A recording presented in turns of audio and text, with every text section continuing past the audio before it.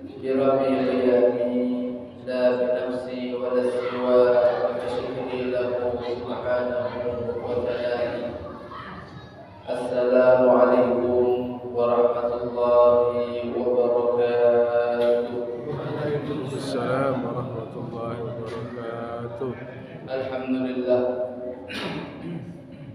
segala puji bagi Allah Subhanahu wa taala yang senantiasa memberikan kepada kita berbagai macam nikmat, juga senantiasa memaafkan kesalahan-kesalahan yang pernah kita lakukan,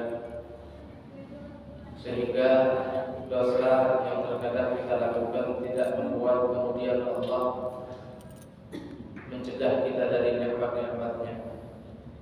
Tapi terkadang ada cara Allah yang terkadang tidak kita sadari,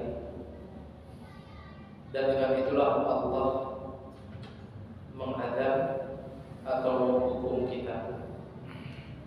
Ada orang maksiat setiap hari, sholat tidak, kewajiban ditinggalkan, keharaman dikerjakan, tapi masya Allah hidupnya masih makmur, rizkinya masih lancar, fisiknya masih sehat. Apakah Allah tidak menghukum? Tentu tidak seperti itu. Yang pasti Allah Subhanahu wa taala akan menghukum kesalahan yang dilakukan oleh seseorang hamba. Dia sadari hukuman tersebut atau tidak dia sadari.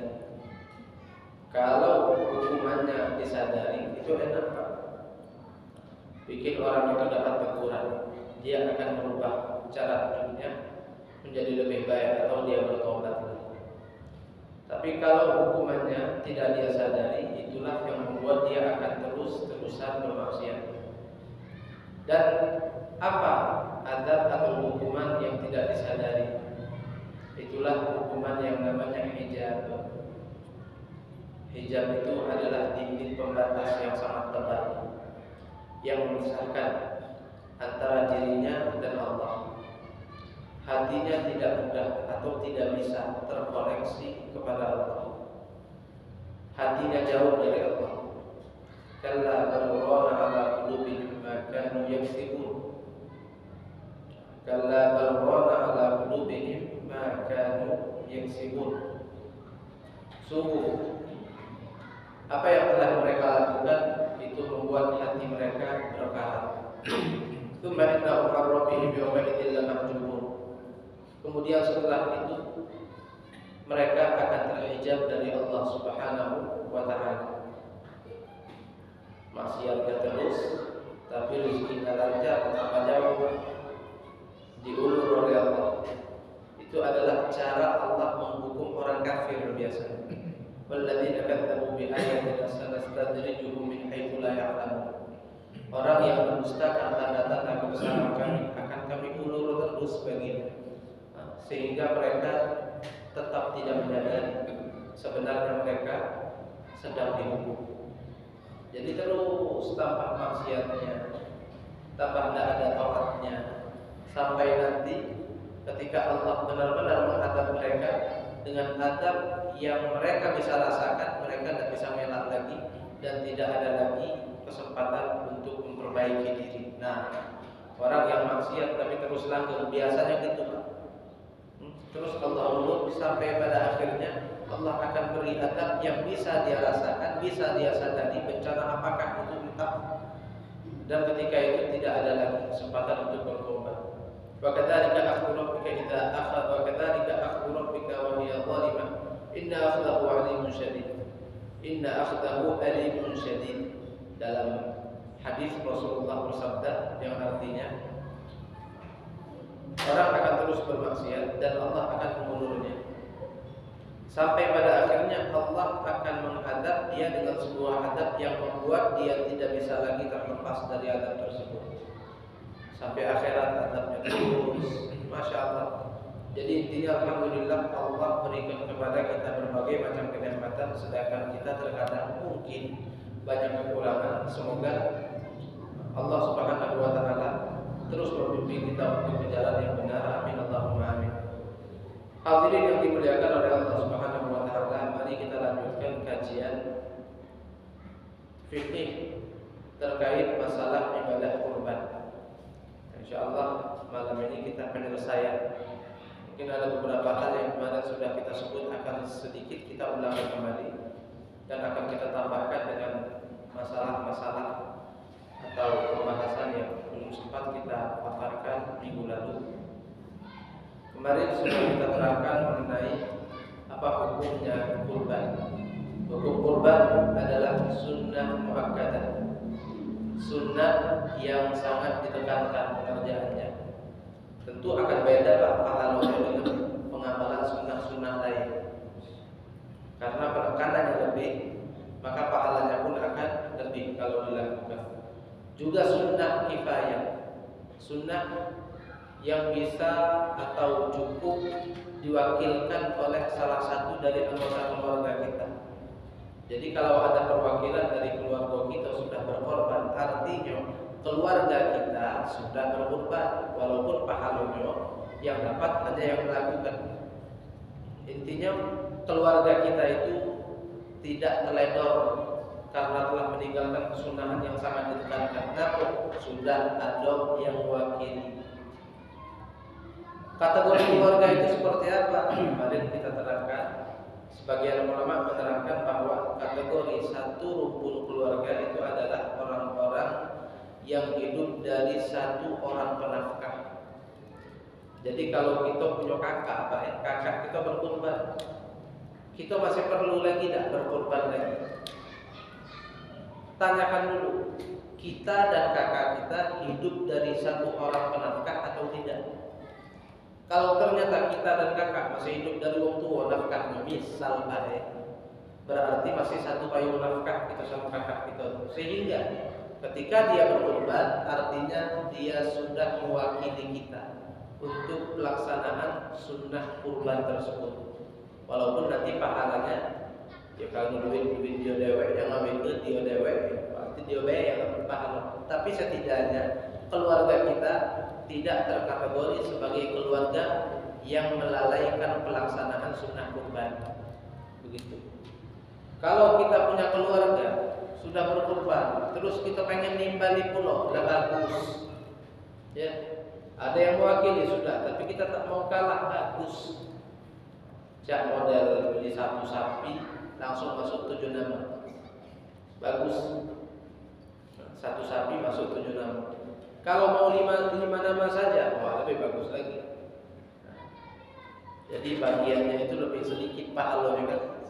Bukan satu sapi pahalanya bagi 7, tapi bagi 5 kalau orang 5. Terus mengenai hukumnya, ya itulah hukumnya. Ada spesifikasi hewan kurban kemarin sudah kita bahas ya. Kalau hewannya itu adalah sapi, maka harus berusia 2 tahun sapinya. Terus kalau dia kambing, kambingnya kambing apa dulu? Kalau kambingnya adalah kambing kacang, maka harus 2 tahun juga. Kalau kambingnya kambing domba, 1 tahun saja sudah cukup. Bahkan di atas setengah tahun saja, kalau sudah gigi atasnya rontok, gigi depannya, maka sudah cukup juga bisa. Karena kambing domba itu perkembangan fisiknya lebih cepat, lebih cepat besar. Jadi kita lihat saja, kalau kita tidak baca kan nak nawi umurnya berapa, kita bukan yang membidaninya atau waktu hilang pak. Ya, kita nak bertanya monitor ke tukang yang jualan kambingnya itu, ya boleh jadi dia mencoba ya kan. Udah 2 tahun, yang penting kan laku kan kalau orang jualan kan gitu. Tapi ada tanda setidaknya gigi depannya itu udah rontok. Itu tanda kalau dia sudah siap untuk dijadikan hewan kurban. Kalau belum, tidak boleh. Artinya apa tidak boleh? Tidak boleh artinya tidak sah dijadikan hewan kurban. Kalau dipaksakan, statusnya bukan kurban, jangan mengharap pahala kurban, tapi tapi tetap baik nyembelih terus bagi-bagi daging, itu namanya sedekah. Ada pahalanya, tapi jangan mengharap dari situ pahala kurban, melainkan pahala ibadah sedekah biasa. Itu spesifikasinya. Terus ada cacat-cacat tertentu yang tidak boleh ada pada hewan kurban itu ya. Apa diantaranya? Patah kaki. Lah bagus-bagus beli sapi, tahu-tahu merepakkannya buru-buru pak, tidak soft, kurang ngaso, bahasa Palembang sudah halus, kasar, ada tarik sana, tarik sini, rame-rame keroyokan pak. Beli sapi dengan sapi, tahu-tahu benar ya pak, nyampak keletak patah kakinya, nah dasar. Kenapa? Cacat, bincang. Itu dasar dijadikan hewan kurban itu. Lah jak mana ini? Dan balik ke kandang lagi, nak tukar lagi, nama duit lagi. Atau mungkin kalau kita model panitia, tidak ada, kalau ribet lah sudahlah, nak dipotong juga, dan lemak sama yang punya. Akhir ribut yang punya. Dikatakan ini tidak salah jadi kurban, potong-potong baik, tidak sah tetap jadi kurban, tapi mentok-mentok menjadi sedekah biasa. Begitu. Atau cacat-cacat seperti matanya picer, tidak sah juga. Atau hilang kuping pak, siko. Jangankan siko hilang, separuh atau sebagian saja kupingnya hilang, itu tidak boleh. Kalau kupingnya hanya tersayat, tapi tidak ada pengurangan bagian persentase telinganya, tidak apa-apa. Cuma tersayat, tidak ada yang copot sedikit pun, itu tidak apa-apa. Artinya fisiknya masih utuh, walaupun ada sayatan, tidak masalah. Jadi kalau kurang-kurang juga fisik tidak boleh. Kalau kurangnya ditanduk jangan mana? Tidak apa-apa. Kenapa? Karena katik yang galak makan tanduk itu Pak. Karena tanduk bukan bagian dari daging, tidak bisa dimakan. Mau hilang separuh, mau hilang satu, atau dua-duanya hilang yang patah, tidak apa-apa, tidak masalah. Jangan hilang betul. Begitu ya. Masya Allah. Terus ada istilahnya atau bukan istilah ya, ada pengalaman sebagian teman kita pas lagi nak kurban tuh Pak, belum dipotong bijinya udah hilang. Iya Pak, siapa yang punya gawe? Yang megang-megang latih itu nyinggung dari potong, potongnya dulu bijinya, kembaknya tidak tahu taruhnya mana. Jadi ada yang ini, ada yang nakal gitu. Nah kembak itu ya mungkin buat jamu apa-apa, tidak paham gitu. Hilang duluan, dia mikir ada dipotong juga ini. Daripada dului kawan, cuma aku dului. Hilang Pak, belum sembelih, hilang biji, tidak sah. Gara-gara ulah nakal tadi. Jadi harus utuh ini. Fisiknya hewan kurban itu. Terus diantara kecacatan atau penyakit yang tidak boleh ya, ada pada hewan kurban itu sakit parah. Yang mana kalau sakit tadi dia ada nafsu makan, itu akan mengurangi berat daging. Itu tidak boleh juga kalau sakit parah. Mau juga makan dikit-dikit makan deh. Sebelum kita potong itu tidak sah jadi hewan kurban. Atau yang teramat kurusnya kelewatan, itu tidak sah juga. Kenapa? Berefek ke daging. Lagi-lagi kalau ada sebuah kecacatan yang membuat dagingnya jadi berkurang, tidak nafsu makan, atau model kaki pincang tadi. Kaki pincang itu kadang-kadang bikin hewan itu susah untuk makan, maka dasar. Terus masalah kurban untuk almarhumah kemarin sudah kita bahas ya. Hukumnya kalau mereka ada pernah berpesan wasiat, maka boleh, kalau tidak maka tidak sah sebagai kurban. Lah terlanjur Pak Ustaz, misal kami ini dulu lah pernah berkorban pakai nama bapak atau nama ibu atau nama dulu, udah lagi sudah meninggal. Ada pesan tak kate, macam mana jadinya sedekah saja. Kayak kita sedekah pahalanya atau sedekah atas nama beliau tadi, ya insyaallah beliau jadi dapat pahala apa? Pahala sedekah. Tapi tetap beda sama kurban. Kalau pahalanya pahala kurban lebih besar lagi yang mereka dapat. Makanya usahakan sahkanlah kurbannya dengan cara mengikuti aturannya. Kalau udah bisa, ya sudah, jangan pakai nama beliau-beliau karena tak ada pesan atau wasiat tadi. Pakai nama kita. Habisnya kita niatkan agar pahala yang kita dapat dari ibadah kurban ini Allah berikan kepada mereka. Itu namanya ihda'us thawab. Kenapa harus ada pesan tadi itu? Kalau kita nak mengkurbankan mereka, ya karena itu adalah ibadah. Ibadah yang diwakilkan kepada orang lain itu harus melalui perwakilan dari yang punya badan. Kalau kata perwakilan dari yang punya badan tidak boleh. Ini ibadah ini bukan bayar utang uang. Kalau bayar utang uang tidak perlu kita nak izin. Tetap utuh, tetap lunas utang uangnya. Kemudian menyembelih tanpa basmalah tidak apa-apa. Yang penting yang nyembelih adalah umat basmalah. Apa artinya muslim? Memang mazhab Imam Malik kalau tidak salah yang mensyaratkan harus pakai Bismillahirrahmanirrahim. Kalau mazhab Imam Syafi'i yang penting yang nyembelih adalah orang yang mengimani Bismillahirrahmanirrahim, orang Islam. Tapi tetap dianjurkan sunnah Bismillahi walhamdulillah, Bismillah wa ala millati Rasulillah. Bismillah walhamdulillah wassalatu wassalamu ala Rasulillah, atau Bismillah ya Allahu Akbar. Ada bacaan-bacaannya memang itu kan. Itu sunnah.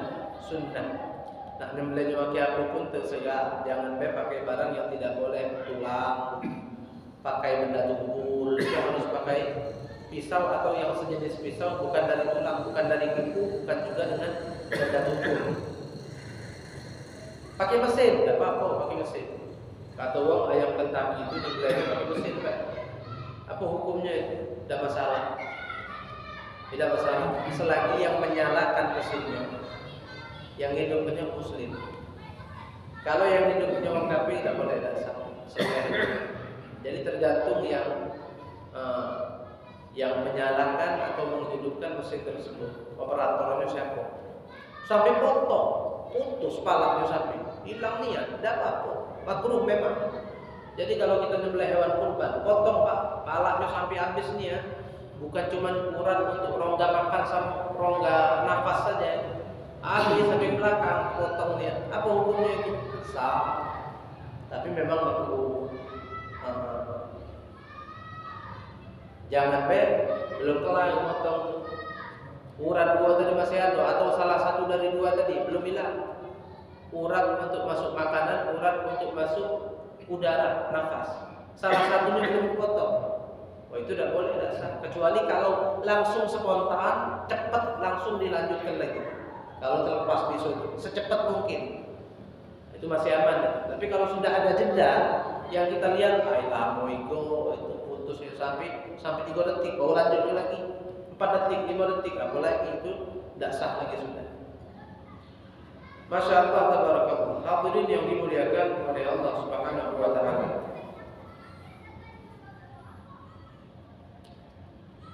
Daging kurban itu tidak boleh diberikan kepada non-muslim. Tidak boleh. Tidak boleh pokoknya. Titik, tidak boleh. Tetapi mereka ini menunjuk. Ada yang dia menunjuk hewan kurban, kita ada cicipi. Kalau itu daging yang dia beri itulah, jangan ke dia lagi tidak apa-apa. Memang kalau ada orang non-muslim nyumbang satu kambing, kita tunjuk dia boleh tak? Dari kambingnya dia itu tidak apa-apa kita tunjuk. Kenapa? Karena jatuhnya kan bukan kurban. Orang non-muslim kan tidak sah berkurban. Kalau mereka ngasih, terima, tidak apa-apa. Dari daging itulah banyak mereka. Nah ini pembagian ada jatah buat kamu. Begitu ya. Tidak apa-apa. Tapi kalau yang sah sebagai kurban tidak boleh. Kenapa? Karena daging hewan kurban adalah jamuan dari Allah untuk orang-orang yang beriman kepadanya di hari raya Idul Adha atau beberapa hari setelahnya. Makanya untuk umat Islam non muslim tidak boleh. Kalau kita maksa kena keju itulah kita yang dosa. Kenapa? Penyelewengan. Jadi itu juga amanah seakan-akan dari Allah untuk umat yang beriman kepadanya saja, yang tidak tidak boleh mengambil jatah atau tidak boleh kita berikan jatah dari situ. Bahkan ada beberapa jenis daging kurban yang tidak boleh diberikan kepada orang yang mampu. Ada itu yang dapat harus fuqara dan masakin saja. Hanya orang miskin dan orang fakir saja. Apa contohnya? Satu. Yang pertama ini kurban yang dinadarkan. Ini nomor satu.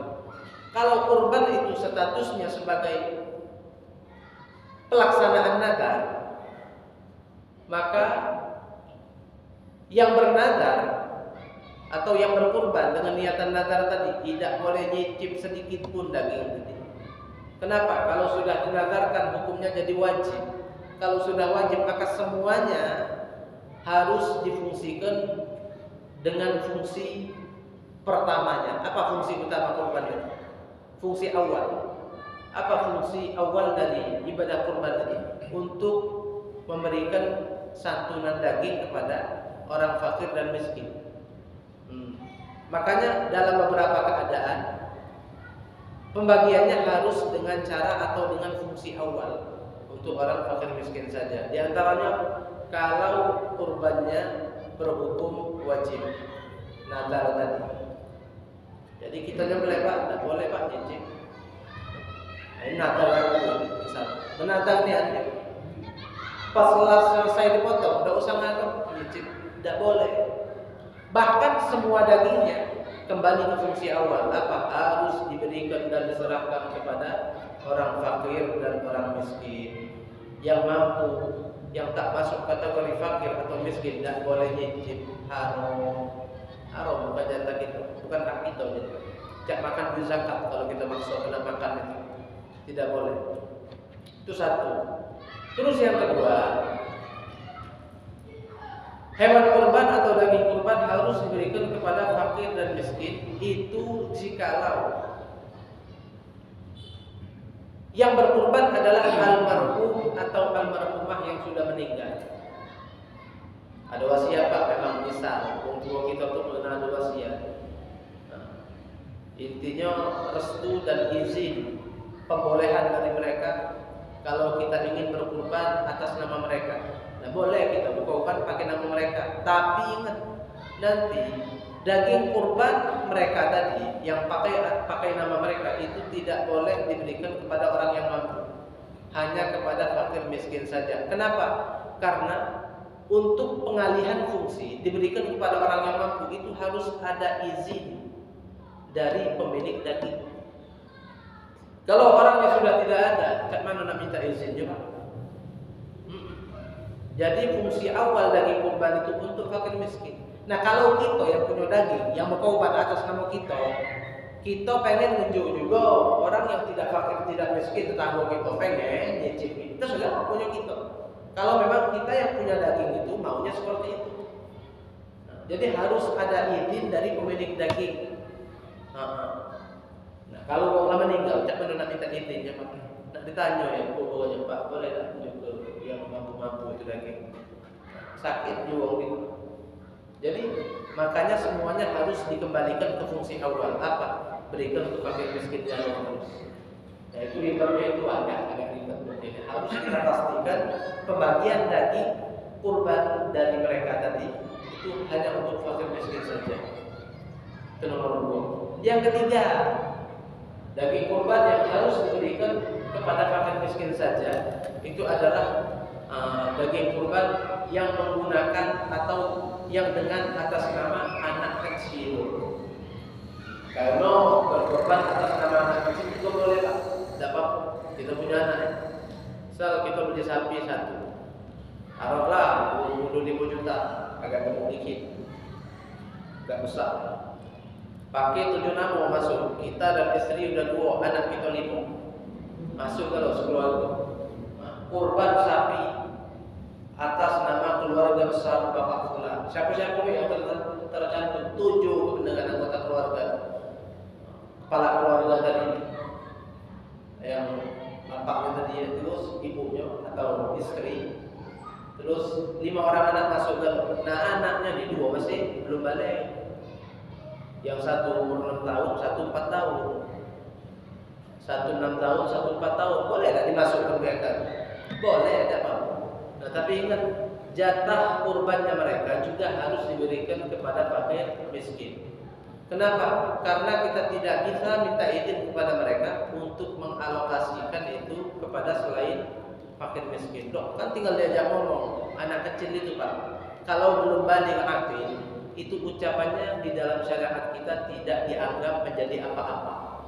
Ngomonglah iya dia, tidak dianggap. Tidak dianggap.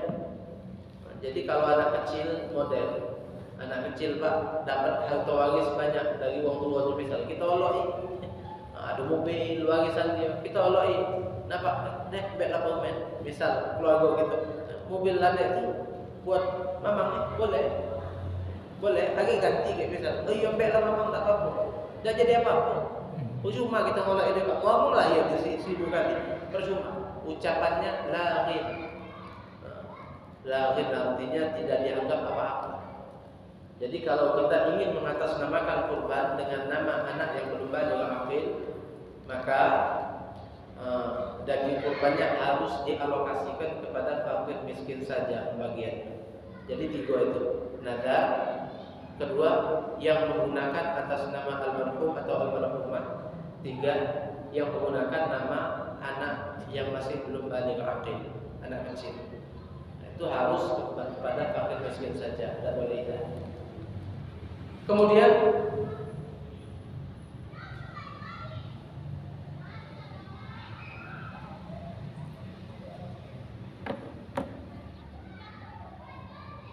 kemarin sudah kita bahas mengenai apa? Mengenai akikah yang digabung dengan kurban ya. Hukumnya boleh. Menurut pendapat Al-Imam Ar-Rabi radhiyallahu taala anhu digabungkan, tidak masalah. Digabungkan tidak masalah. Akikah sekaligus kurban. Nah, kalau sikok kambing, iya, misal 1 kambing, akikah plus kurban atas nama anak fulan bin fulan. Kalau ikutnya ke sapi, jangan ikut ke sapi, Pak. Jangan itu kira-kira. Kurban pakai sapi, Pak. Boleh apa tidak? Boleh. Kurban tuh kalau nak pakai sapi lebih afdal. Cuman uang dagang mahal harganya, ya kan? Jadi tidak harus kambing, tidak harus. Pakai sapi juga boleh. Walaupun tidak utuh sapi itu sikok. Kalau jatah anak kita tadi yang ingin kita akikahi itu masuk ke salah satu dari 7 orang, sokongan sapi 7. Pakai nama 7 orang. Berarti jatah anak kita yang nak kita akikahi itu sapinya cuma 1/7, 1/7. Apa boleh? Berarti tidak utuh satu sapi itu akikahi. Tidak apa-apa. Tidak apa-apa. Jadi tidak masalah. Kita masukkan nama anak kita satu di antara 7 pengkurban itu dan diniati akikah, tidak masalah, hukumnya sah, tidak masalah. Tapi lagi-lagi itu tadi ya, perlu kita perhatikan pembagiannya harus hanya untuk fakir miskin saja. Fakir miskin, yang tidak fakir tidak miskin itu siapa? Kategorinya, pengkategoriannya seperti apa? Kan harus untuk fakir miskin saja. Kalau yang 3 tadi kan, siapa fakir miskin itu siapa? Yang rumahnya masih gubuk, apa yang punya utang banyak masih, apa yang tak berpenghasilan, apa seperti apa? Apa harus yang memang hampir musuh lapar, begitu ya? Atau baru punya kendaraan sepeda motor saja, mungkin belum ada, masuk fakir miskin. Nah, jadi seperti apa? Ini pembahasannya persis dengan pembahasan bab zakat. Jadi orang yang dianggap fakir miskin di dalam pembahasan zakat, nah itulah hukumnya, Pak. Dalam bab ini juga sama, itulah hukumnya. Siapa mereka?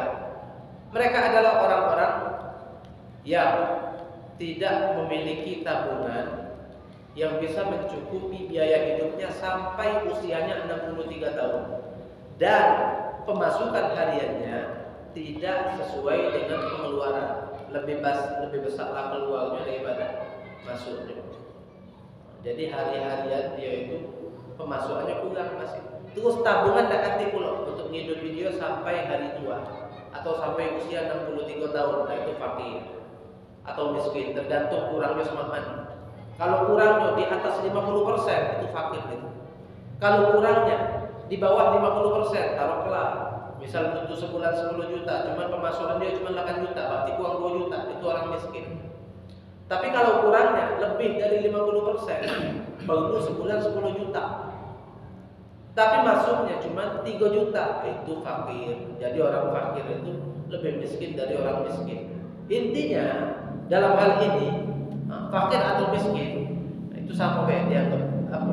Mereka lah orang-orang yang sebenarnya lebih diutamakan dan harus lebih difokuskan untuk pengalokasian daging kurban atau pembagian daging kurban. Sehingga ada beberapa status daging kurban tadi harus mereka saja yang dapat. Selain mereka tidak boleh.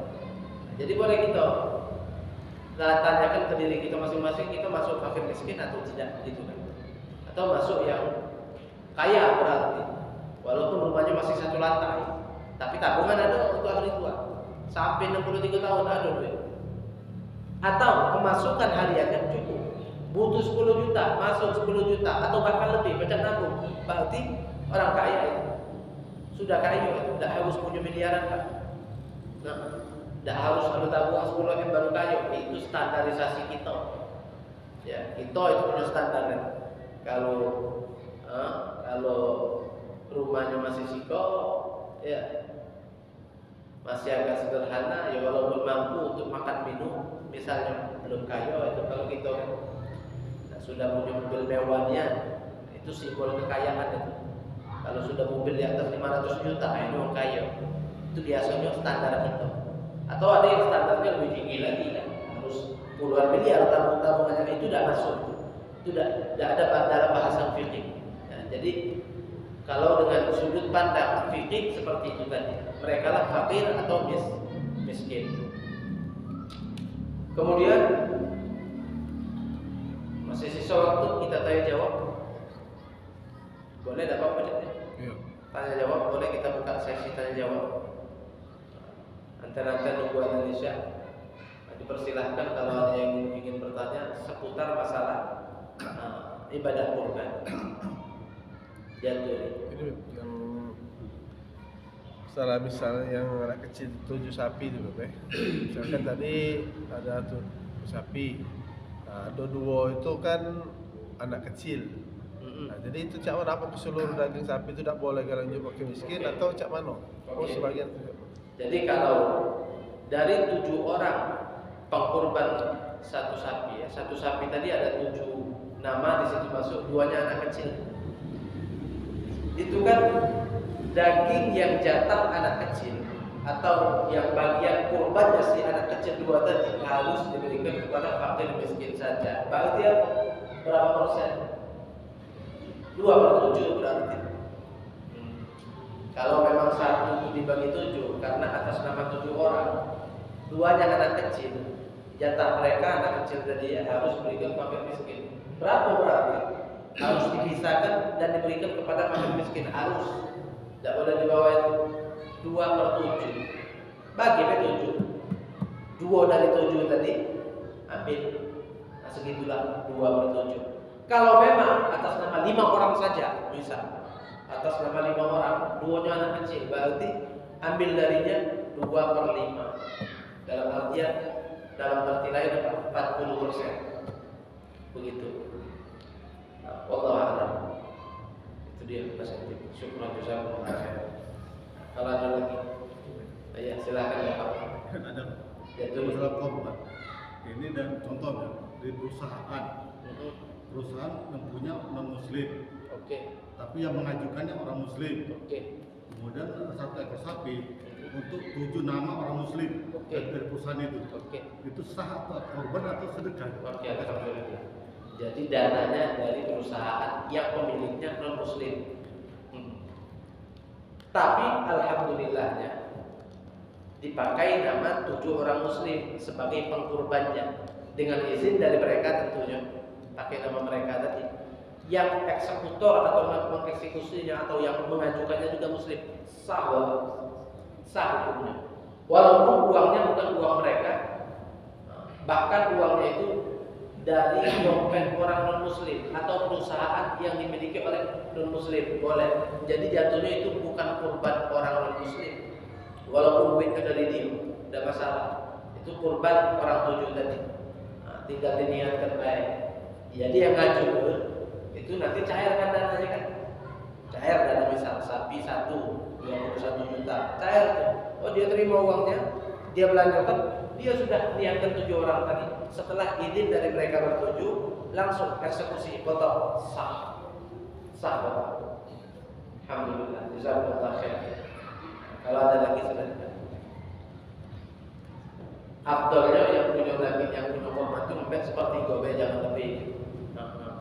Sisanya dibagikan. Walaupun kalau nak ngempet galau-galau boleh, ya. Potong kalau misal korban kambing sih. Sebagiannya diberikan foto fakir miskin, harus itu kan untuk pengesah ya. Harus ada sebagian dari daging itu sampai ke tangan fakir miskin. Nah, sisanya yang punya, yang berkorban, nak mau balik kalau tak boleh. Tapi siap-siap, siap-siap digosipi. Itu korban yang penting sawah, Yuk fakir miskin dikit, sekilo cuma biar serapkan sisa. Gawe balik kan, tak nyati dia keluar. Apa itu? Jadi omongan ya. Karena memang lebih afdolnya ngambilnya jangan lebih dari 1/3. Kalau mau ngambil sampai 1/3 oke lah. Kalau lebih tidak afdol. Tidak afdol. Cukup udah mentok-mentok 1/3 ngambil. Sisanya bagikan kalau. Jangan sampai tidak dicicipnya, tapi sudah bagi kalau sebagiannya cicip berkah, ya. Berkah. Kecuali kalau itu nazar memang kan tidak boleh memang dia ngambil. Atau yang mengatasnamakan anak kecil atau almarhum dan almarhum. Wallahu a'lam. Kalau ada lagi silakan.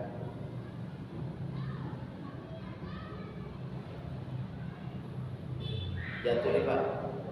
Nak nanya yang masalah apa be? Ya, jangan nanya daging kuipan tuh, jangan nanya kambing harga juga apa be? Itu bukan uangnya.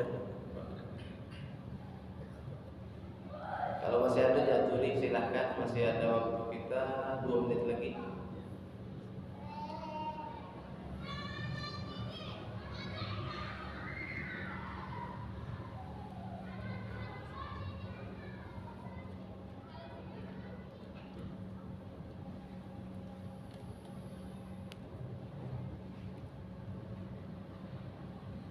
Satu sapi bersama-sama atau satu kambing sendirian? Mana yang lebih afdal? Satu kambing sendirian lebih afdal ketimbang masuk rombongan ke satu sapi 7 orang. Iya. Jadi kalah afdal itu ya. Tapi yang lebih afdal lagi yang ada korban. Ada teguran keras lah dari Nabi ya. Orang mampu berkorban tapi tidak mau mengerjakan. Agak keras teguran Nabi. Apa? Hadis Abu Hurairah radhiyallahu taala anhu, riwayat Al-Imam Ibnu Majah. Maka lahu sa'atun falam yudhi fala yaqurbanna musallana. Orang yang mampu berkorban tapi tidak mau melakukannya, jangan dekati tempat sholat kami. Cacat. Keras itu teguran dari Nabi ya. Memang tidak sampai ke wajib hukumnya, tidak sampai wajib memang hukumnya. Tapi penekanan Nabi sangat keras, cukup kuat. Makanya hukumnya bukan sunnah biasa, melainkan sunnatun muakkadatun, sunnah yang sangat ditekankan.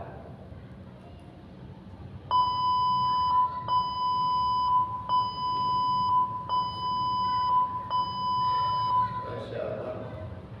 Kalau sudah ibadahnya pakai duit, yang awet itu duitnya jadi berkah. Biasa saja itu kan. Apa saja ibadah yang pakai uang, insya Allah uang dia jadi berkah. Orang ini kadang-kadang Pak saking pinternya ngitung, dihitung dunia, habis ngitung urung Pak jadi, tidak ada usaha, kaget. Ujung-ujungnya tidak berkah hartanya. Karena jangankan harta yang dia miliki, jiwa raga dia saja itu Allah yang beri. Tapi kok giliran disuruh keluarkan sebagian saja, pelit, tidak mau. Ujung-ujungnya nanti hartanya dipindahkan Allah buat orang lain, dia jadi jatuh miskin. Atau keberkahan hartanya ditarik oleh Allah, hartanya banyak tapi rumah tangganya ribut dan kelar-kelar. Atau bahkan bisa jadi harta yang ada tulah yang bikin keluarganya jadi ribut. Sama anak dakor, sama bini dakor, ada yang masuk orang ketiga, wah ribet. Duit banyak tapi tidak nikmat. Duit banyak tapi makan pilih-pilih, bukan karena maunya begitu ya. Karena dilarang dokter. Masya Allah. Jadi kalau sudah sama Allah itu jangan ada pertimbangan lagi. Kalau memang ada kemampuan, berarti Allah mampu kan sudah. Bismillah, korban. Kalau memang belum mampu, jangan maksakan juga. Kalau belum mampu, tak usah memaksakan diri. La yukallifullahu nafsan illa wus'aha. Jadi kesunahan tadi juga itu hanya diutarakan dan diperintahkan untuk orang-orang yang mampu. Yang tidak mampu, tidak ada anjurannya untuk ibadah kurban itu. Walaupun kalau dia maksakan tetap sah, tetap boleh, tetap bagus juga, tapi pemaksaan tetap boleh. Dari awal sebenarnya kesunahan itu bukan untuk dia, bukan, tapi hanya untuk orang yang mampu saja dari anggota keluarga itu. Nah, mampu ini seperti apa? Semua keinginannya sudah terpenuhi, terus masih ada sisa. Katik pak uang modal itu. Sekaya apapun masih ada kemauan yang belum dia dapati, pasti. Triliunan lah duitnya, masih kurang tu lah manusia ini. Innal insana khuliqa halu'a, idza massahu syarru jazua wa idza massahu khairu manua. Manusia itu kalau lagi jaya pelit, kalau lagi miskin ngeluh. Itu kata Allah. Kata Allah itu karakteristik manusia. Yang mungkap itu siapa? Yang cipta ke manusia itu deh, yang paling ngerti dengan watak kita. Kalau kaya pelit, kalau buntu ngeluh. Lagi untung ngeluh, akhirnya kaya pak, ngilang pak, dan jingok lagi. Pelit kita basah, jadi tidak ngaku duitnya banyak. Korban juga lah betul, haji juga mikir-mikir. Ya. Masya Allah, itu karakteristik manusia ya. Wataknya manusia, kecuali mereka orang yang Allah berikan hidayah, Allah berikan taufik, maka tidak ada hal itu pada diri mereka. Mungkin sampai di sini dulu. Insyaallah minggu depan kita lanjutkan lagi fikih sholat. Kalau kemarin sudah rukun-rukun sholat semua, mungkin setelahnya sunnah sholat sudah atau belum? Belum ya, mungkin itu sunnah sholat, bukan sholat sunnah bukan. Kalau rukun sholat sudah, artinya masih ada sisanya kesunahan yang perlu kita laksanakan di dalam sholat agar hasil pahalanya maksimal. Insyaallah fil liqa'ilati Ahad yang akan datang. Billahi ta'ala wallahu a'lam bishawab. Mungkin hanya ini. Kalau ada salah-salah kata maafkan kepada Allah Subhanahu wa ta'ala. Wassalamualaikum warahmatullahi wabarakatuh. A'udzu billahi minasyaitonir rajim. Bismillahirrahmanirrahim. Alhamdulillahi rabbil alamin. Allahumma shalli wa sallim ala sayyidina Muhammadin wa ala ali sayyidina Muhammadin. Allahumma ij'al jam'ana hadza jam'an marhuma wa tafarraqana min ba'dihi tafarruqan ma'suma wa la taj'al fina